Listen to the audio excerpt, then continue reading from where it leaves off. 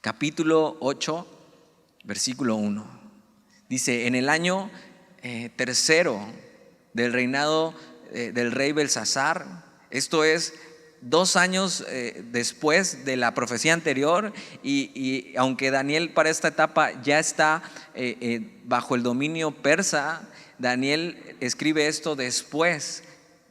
Cuando estaba en Babilonia cuando estaba el gobierno babilónico de Belsasar, fue cuando le vinieron estas visiones y estos sueños. En el año tercero del reinado del rey Belsasar, me apareció una visión a mí, Daniel, después de aquella que me había aparecido antes. Vi en visión, y cuando la vi, yo estaba en Susa. Esta es la capital del reino que hasta ahora tenía. Dice que es la capital del reino en la provincia de Elam. Vi pues en visión, estando junto al río Ilai. Esta es una idea de que Daniel no estaba en Susa, sino que en la visión fue llevado a ese lugar, como si en el espíritu, que eso lo pasa también con Juan en Apocalipsis, es llevado en el espíritu a ver estas cosas, ¿no? Y Juan también, lo que pasa en Apocalipsis es que ve cosas que aún no han sucedido del Apocalipsis. Entonces Daniel estaba en Susa, fue llevado como por el Espíritu. Versículo 3: alcé los ojos y miré, y aquí un carnero. Esto es un animal que podríamos decir que es tal vez el macho de las ovejas, y puede tener cuernos también. Alcé los ojos y miré, y aquí un carnero que estaba delante del río, y tenía 2 cuernos, y aunque los cuernos eran altos, uno era más alto que el otro, y el más alto creció después. Versículo 4: vi que el carnero hería con los cuernos al poniente, al norte y al sur, y que ninguna bestia podía parar delante de él, ni había quien escapase de su poder, y hacía conforme a su voluntad y se engrandecía. Mientras yo consideraba esto, he aquí un macho cabrío. Esta es otra especie. Un macho cabrío es que tiene como los cuernos hacia atrás. Dice, venía del lado del poniente, es una cabra, del lado del poniente, sobre la faz de toda la tierra, sin tocar la tierra. Y aquel macho cabrío tenía un cuerno notable entre sus ojos. Aparte de los cuernos que tiene un macho cabrío, es como si fuera un macho cabrío unicornio, vamos a decirlo así, ¿no? Con un cuerno en medio. Versículo 6: y vino hasta el carnero de 2 cuernos que yo había visto en la ribera del río, y corrió contra él con la furia de su fuerza. Y lo vi que llegó junto al carnero, y se levantó contra él y lo hirió, y le quebró sus 2 cuernos, y el carnero no tenía fuerzas para pararse delante de él. Lo derribó por tanto en tierra y lo pisoteó, y no hubo quien librase al carnero de su poder. Y el macho cabrío se engrandeció sobremanera, pero estando en su mayor fuerza, aquel gran cuerno fue quebrado, y en su lugar salieron otros 4 cuernos notables hacia los 4 vientos del cielo. Y de uno de ellos salió un cuerno pequeño, que creció mucho al sur y al oriente y hacia la tierra gloriosa, y se engrandeció hasta el ejército del cielo, y parte del ejército y de las estrellas echó por tierra y las pisoteó. Aún se engrandeció contra el príncipe de los ejércitos, y por él fue quitado el continuo sacrificio, y el lugar de su santuario fue echado por tierra.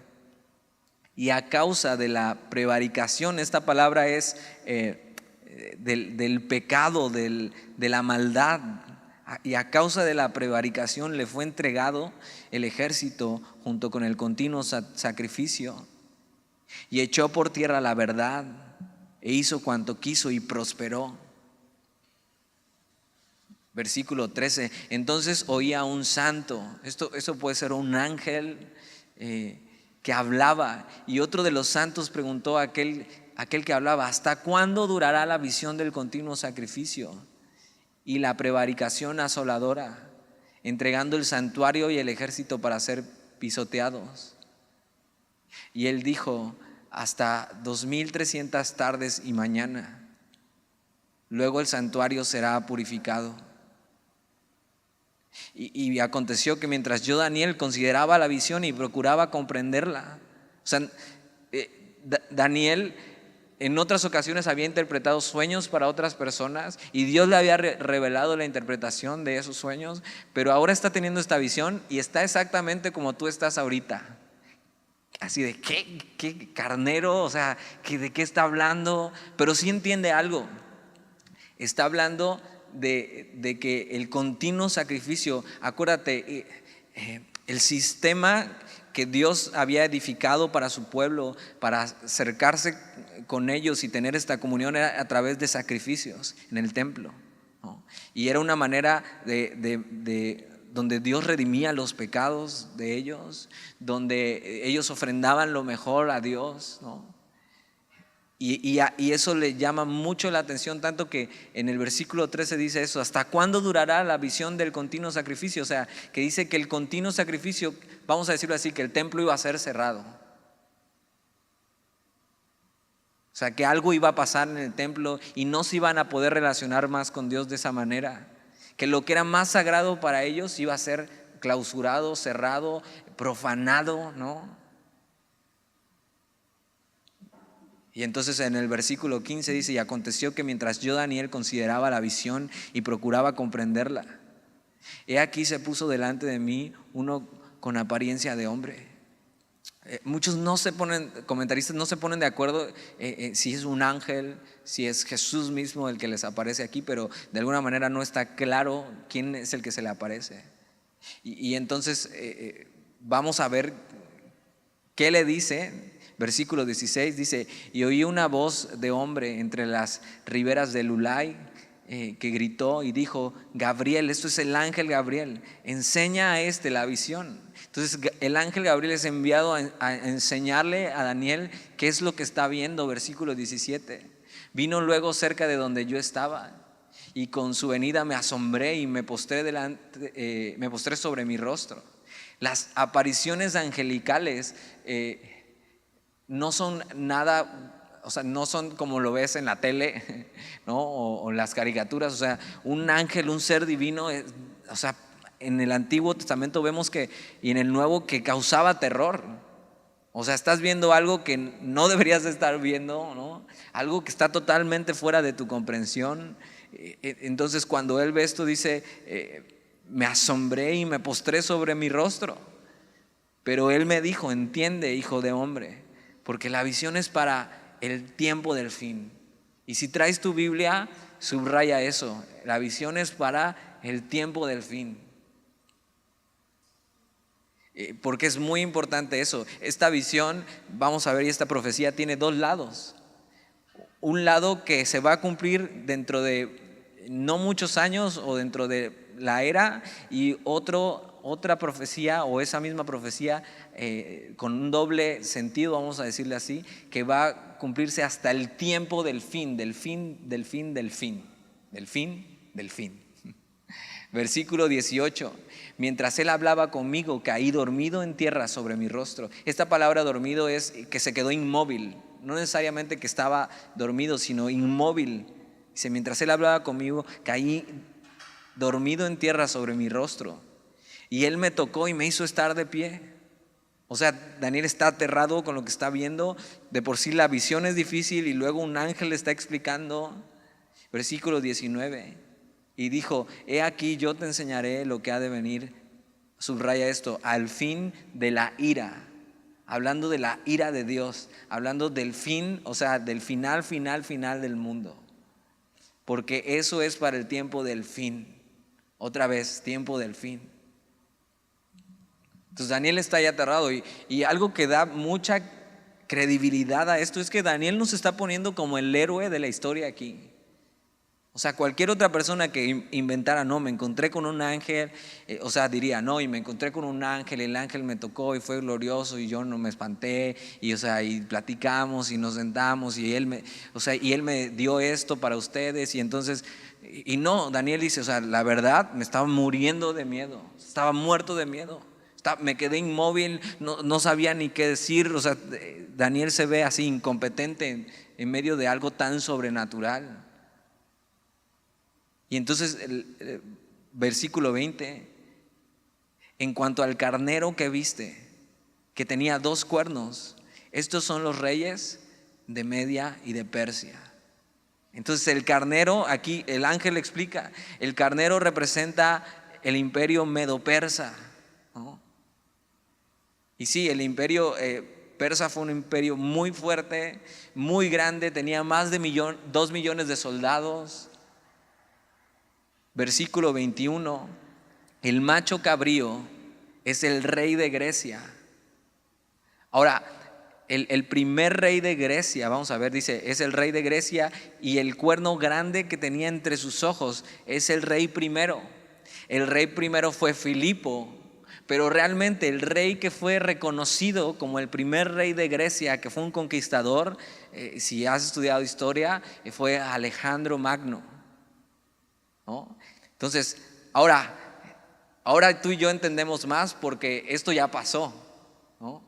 Ya pasó el gobierno medo-persa, ya pasó el gobierno de Grecia, del imperio griego, y ya pasó este personaje, pero en el tiempo que Daniel escribió esto todavía no pasaba, esto todavía no sucedía. Era totalmente extraño para Daniel estar escuchando estas cosas. Ahora, y decir Grecia en este tiempo, cuando vino esta visión que Babilonia gobernaba, Grecia no era nadie en el mundo, era un imperio muy, muy pequeño, o sea, no tenían ninguna influencia, ningún poder.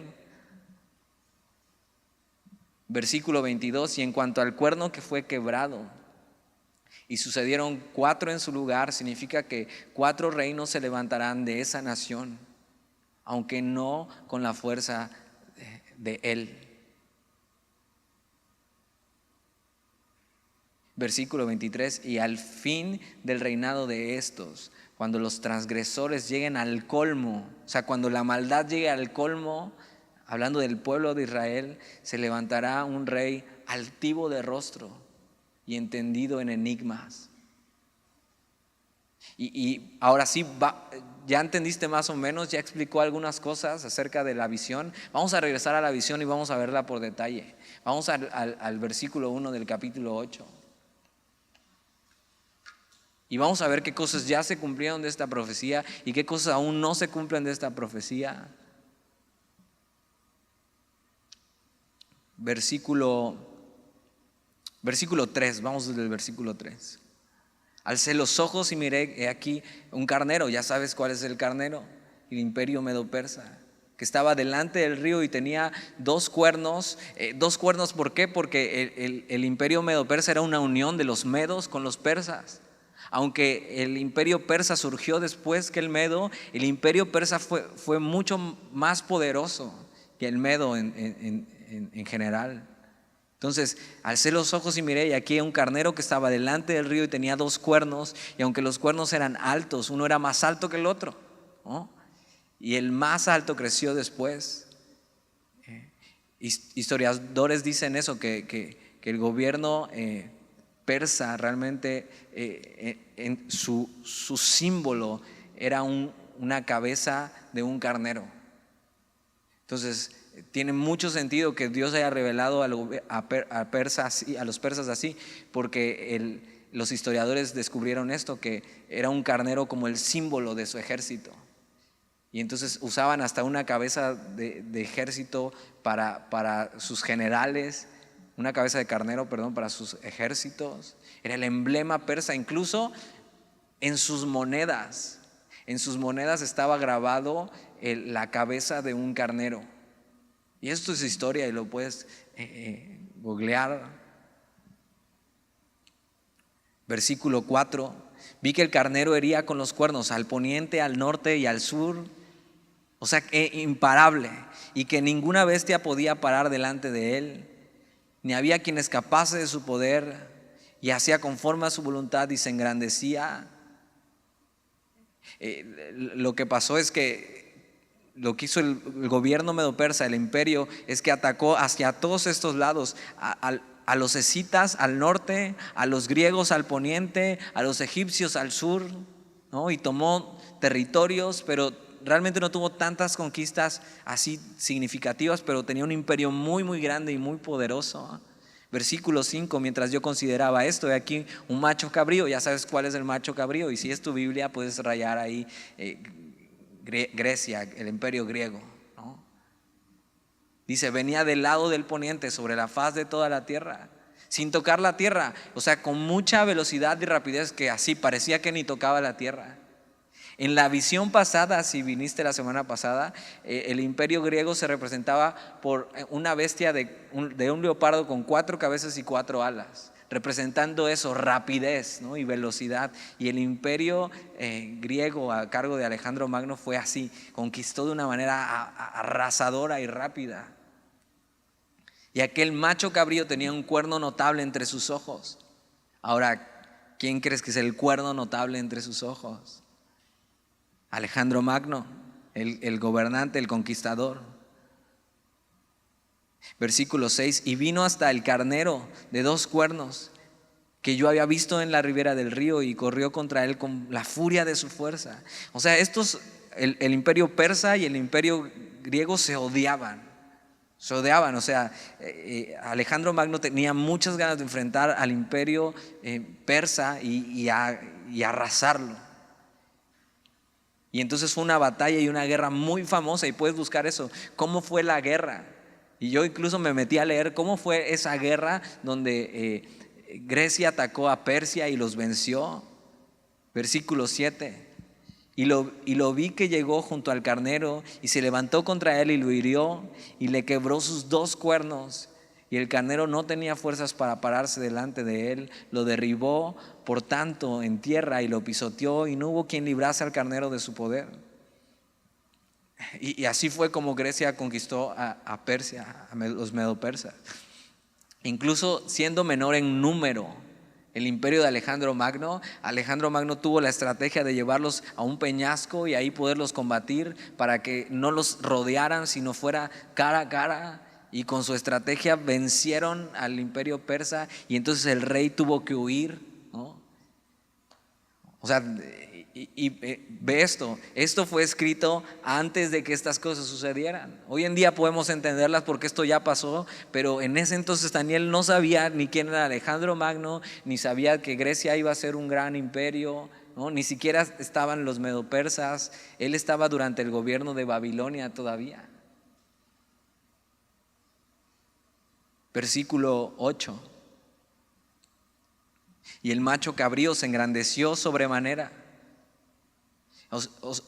Algo que hizo Alejandro Magno fue que expandió la civilización y hizo, no solo él llegaba y conquistaba, sino que sometía a las naciones que conquistaba a su dominio, a su cultura y a su lengua.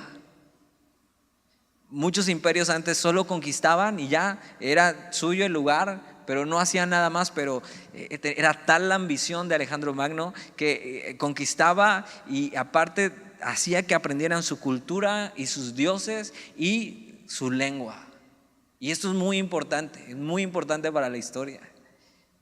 Y el macho cabrío se engrandeció sobremanera, pero estando en su mayor fuerza, aquel cuerno fue quebrado.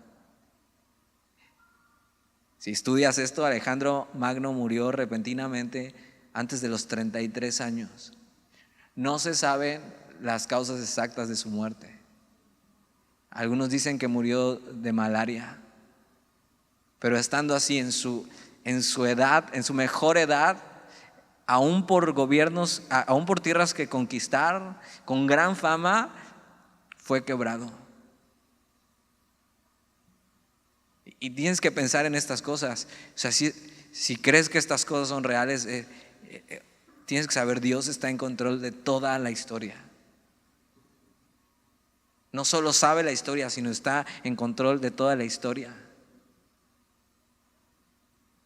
Entonces a Dios esto de la pandemia no es que se le salió de las manos.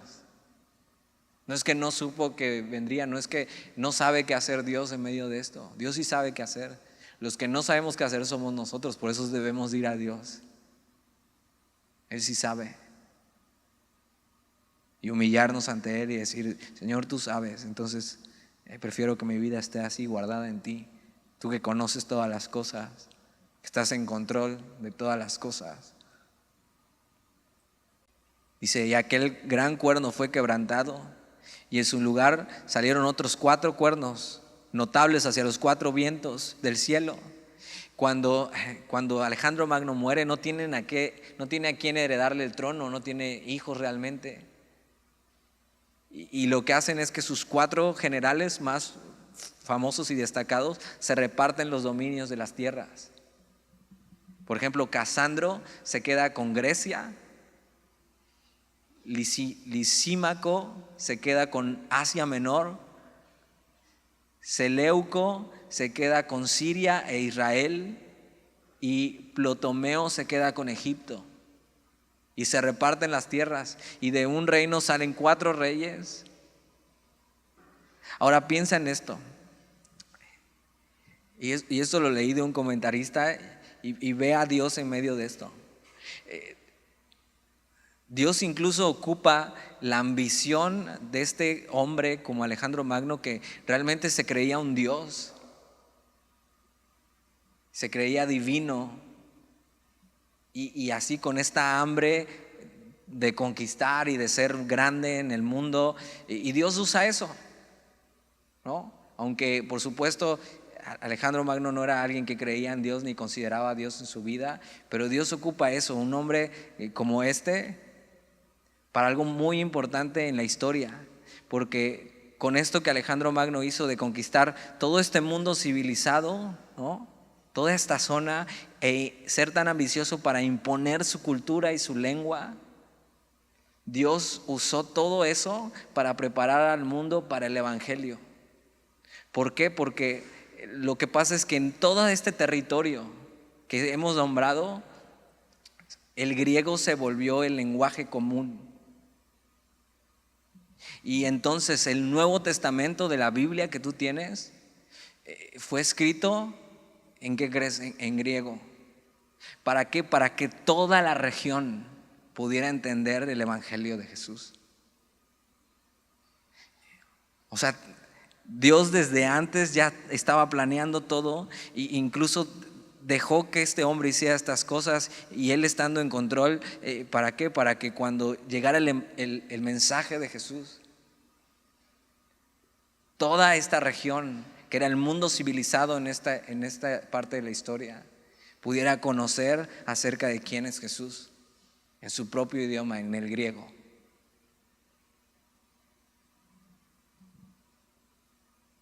Ahora imagínate cuántas cosas Dios no ha hecho o no ha dejado que pasen durante la historia, Él estando en control de todo con un propósito mayor.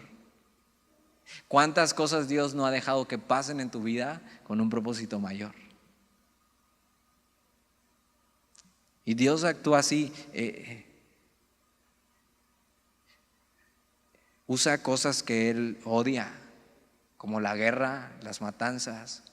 Él no es el creador de eso, de Él no nace eso, sino así simplemente dice: ok, ellos están haciendo guerra, pero yo voy a usar eso para mi gloria. Y Dios ocupa así momentos en tu vida. Son momentos que dices: ¿por qué estoy pasando esto? La pérdida de un familiar, enfermedad, dificultad económica, la pérdida de un amigo, ¿no?, tus tristezas, tus desilusiones.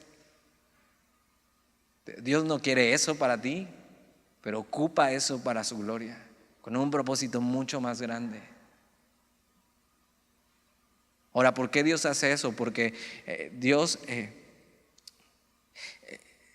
es un Dios eterno, y Dios está buscando nuestra plenitud y nuestra felicidad, pero eso con una mira eterna.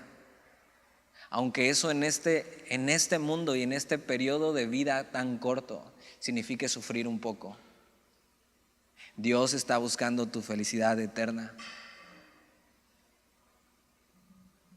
versículo 9. Y de uno de ellos salió un cuerno pequeño. Entonces de los 4 reinos, de los 4 cuernos, sale un cuerno pequeño que creció mucho al sur y al oriente y hacia la tierra gloriosa. Esto de la tierra gloriosa está hablando, por supuesto, de Israel, de la tierra de Israel. Ahora, Israel ha sido esto, la tierra históricamente que ha estado hasta hoy codiciada, el centro del mundo, podríamos decir, de la civilización, de la verdad, pero también de la guerra y de la paz. O sea, hasta hoy en día sigue siendo cuestión de lucha esta tierra, la tierra gloriosa. Tú sabías que en Israel, tan solo en Jerusalén y en partes muy pequeñas, o sea, hay muros dividiendo donde vive la gente palestina y donde vive la gente de Israel o judía. O sea, no se pueden ni ver y están así los dos aferrados a esa tierra, la tierra gloriosa. Ahora, todo esto tiene un porqué, no es por el petróleo ni nada, o sea, esto tiene que ver con Dios y con lo que Dios está haciendo con su pueblo. Entonces este cuerno pequeño se le atribuye en la historia a Antíoco Epífanes, que viene de la dinastía del rey Seleuco, que fue el que se quedó con Siria e Israel. Fíjate, es tan certera la profecía de Daniel que algunos por eso creen que este libro no se escribió cuando Daniel dice que se escribió, sino que mucho después. Pero piensa esto, si este libro se escribió cuando Daniel dice que se escribió, checa el poder de Dios para predecir el futuro y estar en control de él. Este Antíoco obtuvo el trono al asesinar a su hermano, que era el heredero. Él, creyéndose un Dios, se puso eso, Epífanes, que significa ilustre o majestuoso, como si fuera una divinidad. Y vamos a ver más acerca de él. Estaba muy cañón este cuate. Versículo 10. Y se engrandeció hasta el ejército del cielo, y parte del ejército y de las estrellas se echó por tierra y la pisoteó. Este hombre que era el que se quedó con este gobierno de Siria, Israel, llegó a Jerusalén y persiguió a Israel y asesinó a sus gobernantes. Versículo 11. Aún se engrandeció contra el príncipe de los ejércitos, y por él fue quitado el continuo sacrificio, y el lugar de su santuario fue echado por tierra. Este hombre hizo algo que nunca otro que había sometido a Israel hizo. Este hombre, por orgullo y ambición, lo sometió a la cultura y a las costumbres griegas, los asesinó con violencia, profanó el templo y obligó a los israelitas a profanar el templo. ¿Cómo lo hizo? Lo que hizo fue poner sus ídolos en el templo y hacer que ellos sacrificaran animales impuros para Dios en el templo. Entonces un cerdo fue derramado en el altar cuando era un animal impuro y todo una ofrenda totalmente no acepta para Dios. Y para ellos, cuando pasaba eso, el templo era, o sea, nunca había pasado, pero no podía pasar y el templo fue profanado. O sea, ya fue violado lo que tenía que hacer, fue humillado, fue algo que era de deshonra para Dios. No solo eso, sino que blasfemó contra Dios y ordenó que le adoraran a él mismo, a Antíoco Epífanes. Y fue en el 168 antes de Cristo que se apoderó de Israel. Se apoderó de Israel, fíjate, en el día de reposo, que era el día más sagrado para ellos, y puso a su ídolo Zeus, profanó el altar con este cerdo y roció su sangre. Y por eso el sacrificio, que era la manera en que se relacionaban con Dios, sí fue quitado. Ahora, tal vez tú no entiendes este concepto, pero él no solo les quitó el sacrificio, sino no podían leer su Biblia, en este caso la ley de Moisés, no podrían celebrar el Shabbat, que era el día santo para Dios, no podían hacer nada que tuviera con Dios. Es como si de un día para otro llegara un gobernante y cerrara Semilla, nos quitara todas las Biblias, todo lo que tiene que ver con Dios, controlara el internet y dijera, no puedes saber nada de Dios y tienes que adorarme a mí solamente. Así.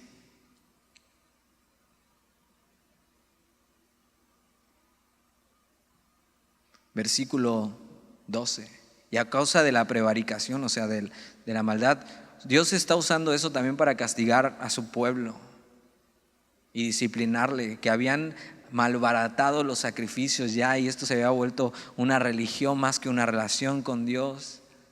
Y a causa de la prevaricación le fue entregado el ejército junto con el continuo sacrificio.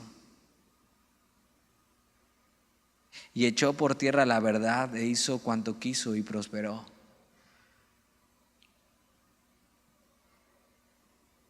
Versículo 11, mira algo que dije, que vimos y que no resalté. Aún se engrandeció contra el príncipe de los ejércitos, o sea, contra Dios mismo. Contra Dios mismo, que es el príncipe de los ejércitos de Israel. Y versículo 12, y a causa de la prevaricación le fue entregado el ejército junto con el continuo sacrificio, y echó por tierra la verdad e hizo cuanto quiso, y no solo eso, y prosperó. O sea, Dios dejó que esto pasara en la historia.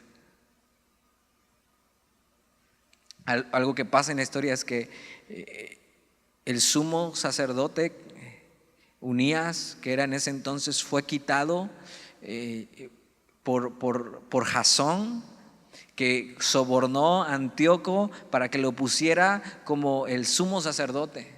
Entonces fíjate, tratando con cosas de Dios y a través de sobornos y mentiras, despreciando a Dios con esto y malbaratando su gloria. Después fue todo un relajo porque entonces otro dio un soborno más grande a Antíoco, y Antíoco le quitó el poder de ser sumo sacerdote a Jasón y se lo dio a ese hombre, y luego Jasón mató a este hombre. O sea, todo mal, todo horrible.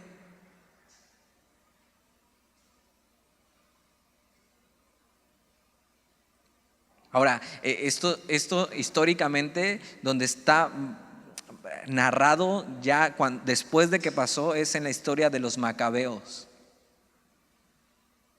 Y hay un libro que es, no te estoy diciendo que lo leas, porque es un libro que no está en el canon bíblico, pero la historia de los macabeos habla un poco acerca de eso, y donde se narra un poco acerca de la persecución de este hombre y la blasfemia que hizo, y asesinó a más de casi 100,000 judíos fueron asesinados por este hombre.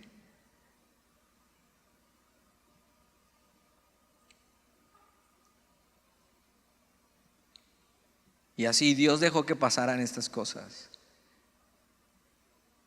porque así las cosas santas de Dios las hicieron nada, y muestran su poco amor y su poco temor de Dios, y una ambición por poder y fama de estos hombres, del pueblo de Israel incluso, y Dios así los entregó a este hombre. Ahora, eso históricamente se cumplió, y tiene una dualidad esta profecía, donde cosas que se cumplieron o que se iban a cumplir en cierto determinado tiempo, pero por eso te dije que subrayaras unas frases que hablaban del fin. Porque aquí hay una figura que se muestra acerca del fin.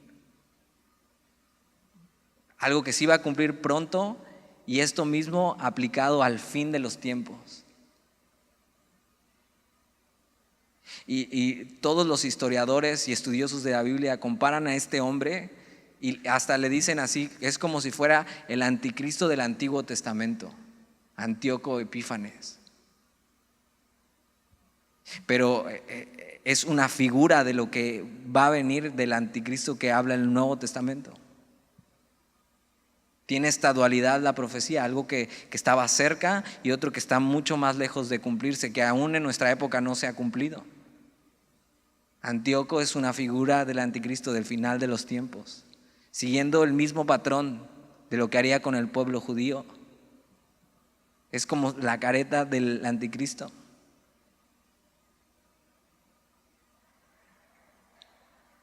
Muchos en la historia han visto esta conexión claramente, que esta visión ya se cumplió, pero aún falta por cumplirse en el fin de los tiempos. Y entonces tiene esta dualidad. Y vamos a ver es eso, lo que va a pasar con el pueblo judío y este gobernante que va a emerger con un gobierno mundial y que primero va a ser aliado de Israel, pero después se va a voltear contra ellos y los va a perseguir y les va a quitar todo lo que tiene que ver con su Dios, y así una matanza. Algo que pasó también en la historia es que Antíoco, cuando conquista a Jerusalén, pero hay problemas en Jerusalén, los somete, los ataca y hace todo esto, profana el templo, saquea sus tesoros, asesina a miles, les prohibía todo lo que tiene que ver con Dios, la ley del sábado, las fiestas, los sacrificios, la circuncisión, los obligó a adorar ídolos. Esto mismo es exactamente lo que la Biblia enseña en Apocalipsis y en varios lados acerca del anticristo. El pueblo judío decía, no, este no es Epifanes, o sea, no es Antíoco Epifanes, o sea, su majestad, ¿no? O un dios, que era lo que él se atribuía. Ellos les decían entre ellos, este es Antíoco Epimanes, que Epimanes quiere decir loco. O sea, este hombre está totalmente loco con todo lo que estaba haciendo con ellos. Versículo 13.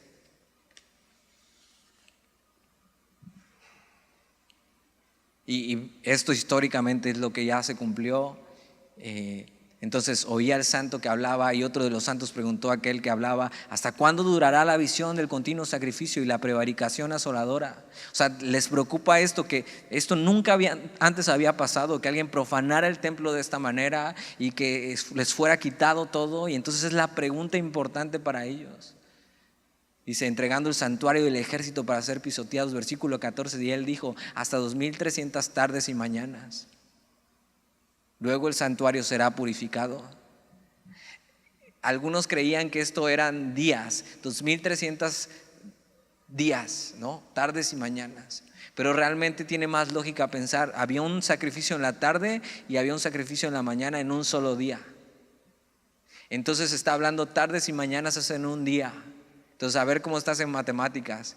2300 tardes y mañanas. Si tardes y mañanas es un día, ¿cuántos días son 2300 tardes y mañanas?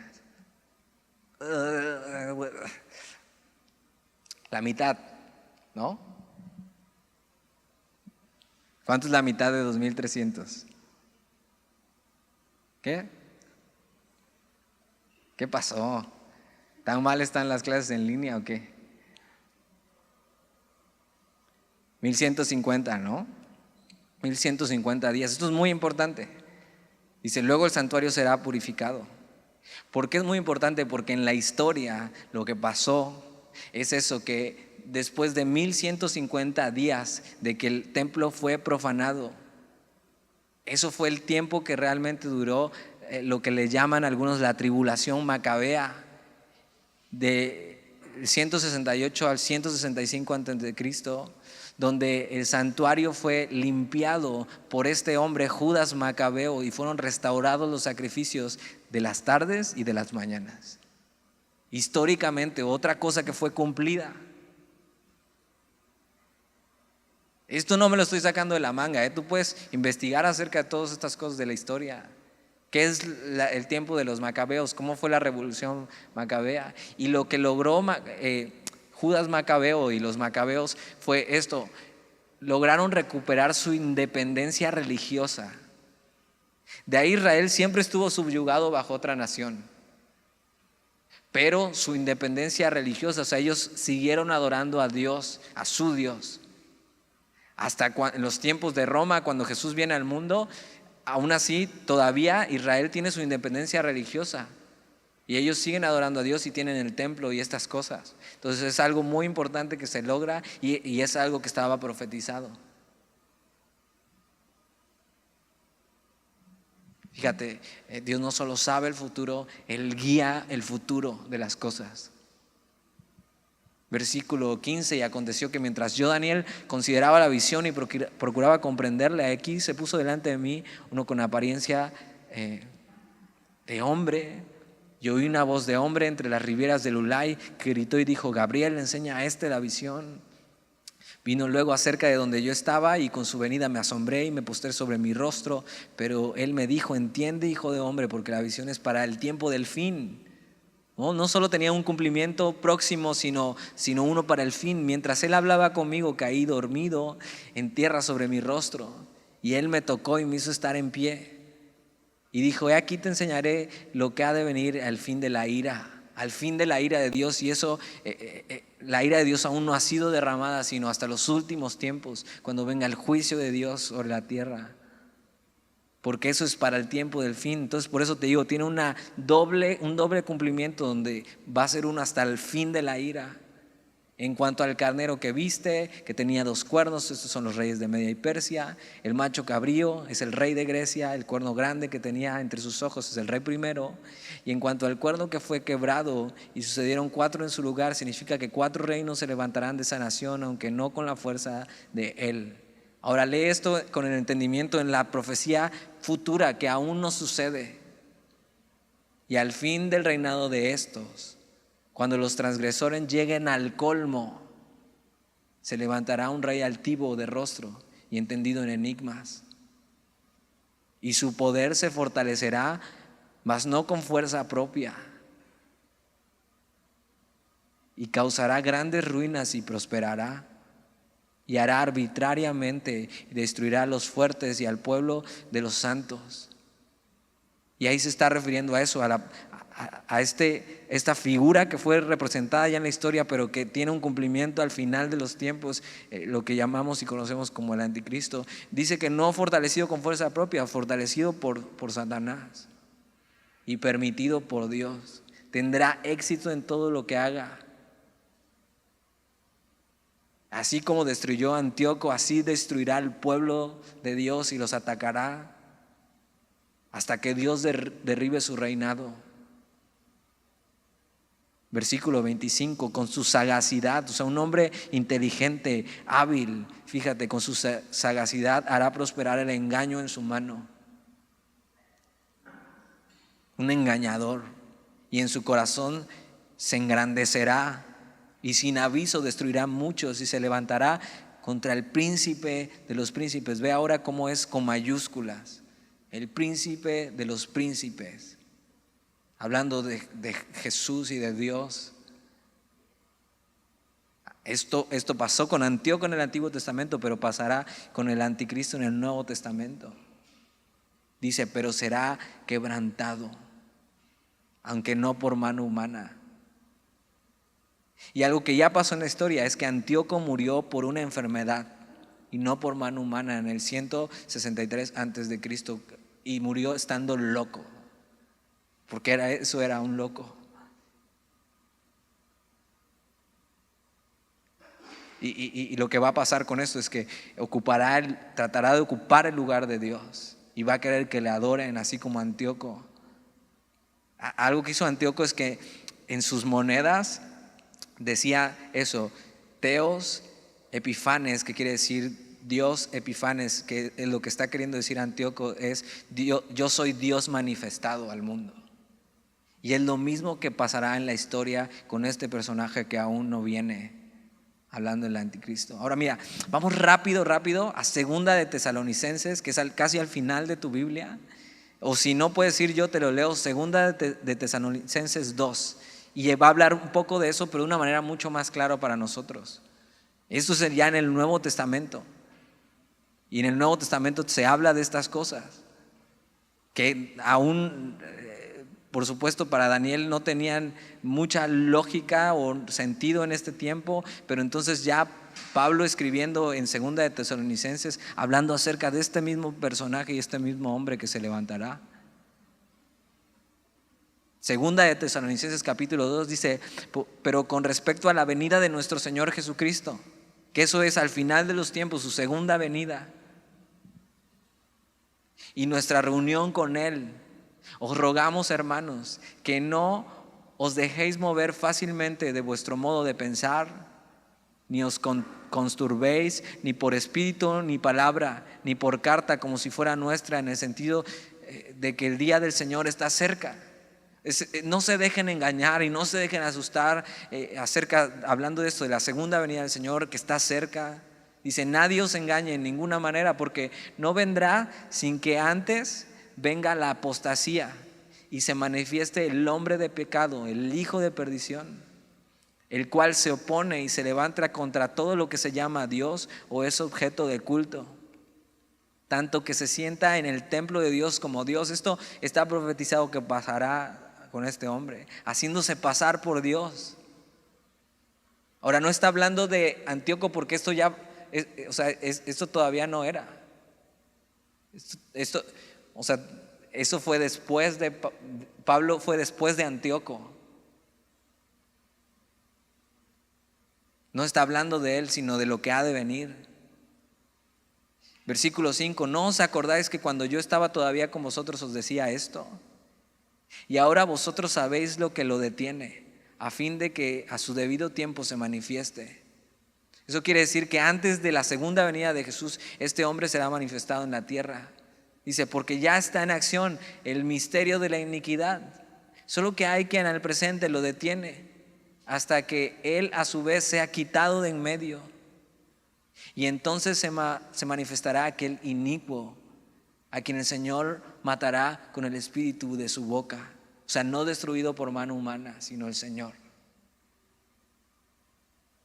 Y destruirá con el resplandor de su venida. O sea, Jesús en la segunda venida lo que va a hacer es destruir a este hombre. Versículo 9, inicuo, cuyo advenimiento es por obra de Satanás, con gran poder y señales y prodigios mentirosos, y con todo engaño de iniquidad para los que se pierden, por cuanto no recibieron el amor de la verdad para ser salvos. Entonces, ojo,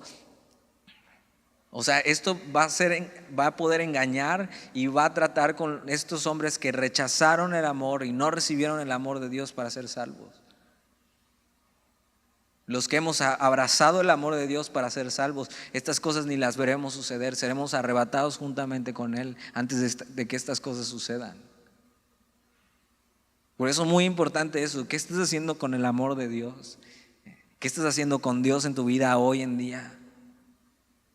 Por eso Dios les envía un poder engañoso para que crean la mentira, a fin de que sean condenados todos los que no creyeron en la verdad, sino que se complacieron en la injusticia. Regresemos a Daniel, que ya vamos a terminar, faltan 2 versículos. Versículo 26. La visión de las tardes y mañanas que se ha referido es verdadera, le está diciendo el ángel, y tú guarda la visión porque es para muchos días. Le está diciendo el ángel, esto es verdadero y es para el tiempo distante. Guárdala, atesórala. Versículo 27, y yo, Daniel, quedé quebrantado y estuve enfermo algunos días. Imagínate, después de saber estas cosas y entender, tu pueblo va a pasar por una tribulación fuerte y no podrán relacionarse con Dios y será profanado todo lo que tiene que ver con Dios. Daniel cae así, hasta enfermo, después de saber estas cosas. Ahora, no es algo que tú y yo deberíamos hacer, sino lo que hace después Daniel. Dice, y cuando convalecí, cuando se recuperó, atendí los negocios del rey. Que después de estas cosas que dices, ok, entendí algunas cosas, otras no, ¿qué hago con eso en mi vida? Bueno, sigue tu vida atendiendo a los negocios de tu rey, haciendo lo que tienes que hacer para Dios, aprovechando bien el tiempo, porque estas cosas están cada vez más cerca de suceder. Y entonces así, sin temor y con la esperanza de saber de que al final todo va a estar bien porque Jesús va a reinar sobre el mundo. Entonces vivir tu vida honrándole hasta el último día o hasta que Él venga. Así. No preocupación, no temor, sino esperanza para el final de los tiempos. Y entonces Daniel dice: atendí los negocios del rey, pero estaba espantado a causa de la visión, y tenía razón por estar espantado, pensando: ¿por qué Dios permitirá eso? Una opresión tan fuerte. Y sí, Daniel tiene incertidumbre y temor, pero al final de todo Daniel está confiando en Dios.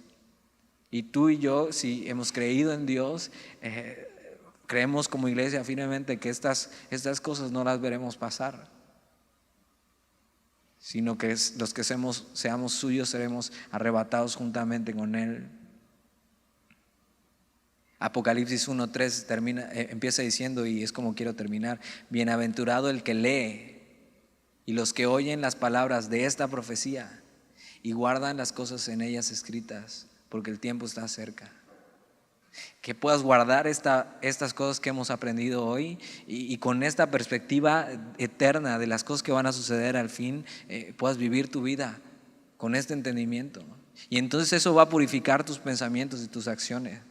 Y entonces va a cambiar tu manera de vivir, de decir: sí, hay muchas cosas por suceder, terribles, pero Dios está en control de todas las cosas y yo soy suyo. Y estoy seguro en su mano. Y ya. ¿Oramos? Señor, te damos gracias por tu palabra. Y como en medio de algo tan complicado y tan difícil, Señor, de entender, tú te revelas a nosotros como Dios, como el Dios Todopoderoso, quien no solo está en control de las cosas, sino que guía todas las cosas hacia el futuro que tú esperas para nosotros, Señor. Ayúdanos a caminar aprovechando bien el tiempo, porque los días están cerca, Señor. A vivir amándote, honrándote, hablando acerca de ti, Señor, a otros en estos tiempos de tanta dificultad, sabiendo lo que encontramos en ti, Señor, y en tu amor, que es salvación y vida eterna. Gracias por tu palabra, Señor, y que estas cosas, en lugar de que causen cierta incertidumbre en nosotros, nos den esperanza, sabiendo que tú eres Dios y estás en control de todo. Te damos gracias, Señor. Amén.